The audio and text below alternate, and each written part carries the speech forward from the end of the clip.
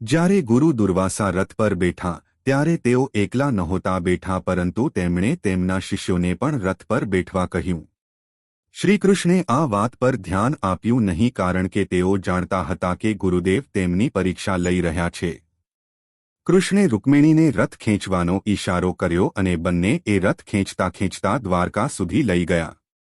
માર્ગમાં રૂકમિણીને તરસ લાગી. શ્રીકૃષ્ણે તેમને થોડું ધીરજ રાખવા કહ્યું. જ્યારે રૂકમિણી માન્યા નહીં ત્યારે શ્રીકૃષ્ણે પોતાના અંગૂઠો જમીન પર મારીને પાણીની ધારા કાઢી.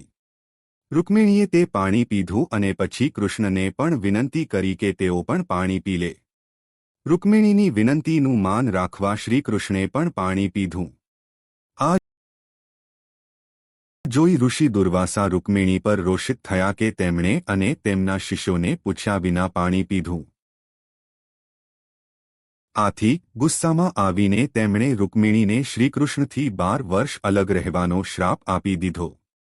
આ શાપ પછી પૂર્ણ થયો.